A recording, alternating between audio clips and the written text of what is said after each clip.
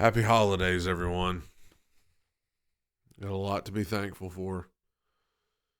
Yes, we do. Yes, we do. The Titans lose another one, 1-11. This time they lose to the Jacksonville Jaguars 1 week after they put together their most promising performance of the season against Seattle Seahawks. Everything looked like it was on the up and up. Things are getting better. They come back this week, and it's just complete and utter devastation.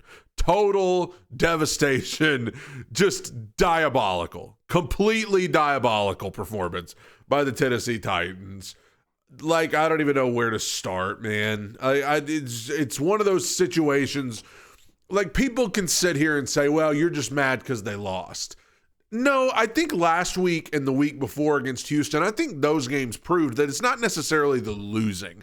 I know that in some ways it's best for this team to lose because of draft position, and I understand this team's not good enough to beat most of the teams on their schedule. So it's not necessarily the losing, because last week the Titans lost and everybody kind of still felt good. Like, nobody likes losing, but everybody was like, in a good mood, because even though they lost to Seattle, okay, like things are at least looking like there's some hope on the horizon. And then you come back and put together a performance like you did today, and there's nothing to be taken from it except bad. There's no merit to what you saw today. There's no progression. There's no well, at least there's this. No.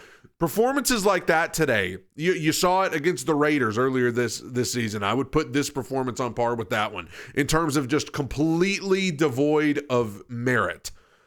The first game against Houston when we got shut out, I think in week 4, I would put this performance on par with that one in terms of just diabolical, just bad, awful, nothing that you could absolutely at all take away that's good from this performance. Cam Ward, I thought it may have been his worst performance of the year. He followed up his best performance of the year with maybe his worst. I mean, like I said, week 4 against Houston was bad. The Raiders game was bad. But this one, I mean, I thought for Cam today, I thought he was inaccurate. I thought that there were some instances of open guys and he missed them. I thought after looking so comfortable and confident last week, he did not look comfortable and confident at all today. And I'm not dogging Jacksonville. I know they're a good team, but I don't think they're as good as Seattle. I don't think they're as good as Houston, nor do I think their defense is as good as Seattle's or Houston. So why did you look so comfortable and confident last week, and then this week you look like you don't even know what's going on? Was it Thanksgiving this week? Did y'all eat too much turkey? Like, what's going on?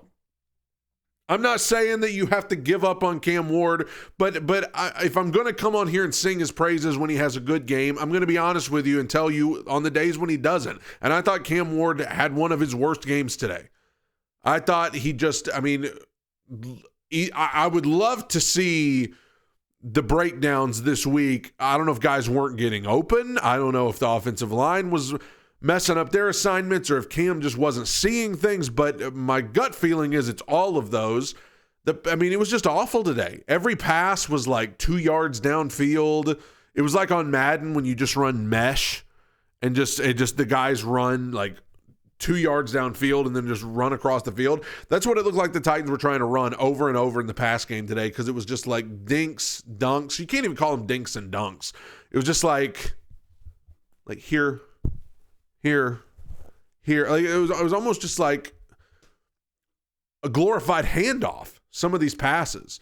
And so I thought it was a tough day at the office for Cam Ward. I'm not saying you have to give up hope, because as Easton Free said on X, progress is not always linear. It doesn't always just go like this. There are peaks and valleys for rookies, especially rookies on teams like this. But I thought it was a tough day for Cam Ward. I thought it was a tough day for Alec Manor, and he's had a lot of tough days. Alec Manor is as excited as I was for him at the draft and as excited as I was for him early on in the season. I think Alec Manor has struggled a lot with drops, miscommunication, route running. It's just not been good for him.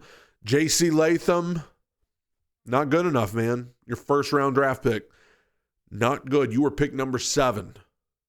This is another bad performance. Dan Moore, not good enough at all. Tony Pollard, God bless the guy, but I would just shut him down for the rest of the year. Give all his carries to Tyjae Spears and Khalil Mullings. Like, there's nothing more to see there. He's fumbling. It's not like he's adding a spark to the offense at all. Chimere Dike, as exciting of a player as he is in special teams, he's not doing anything on offense. We have a player that can ignite the team on special teams, but then on offense, we can't figure out in the world what to do with him. And that brings me to coaching.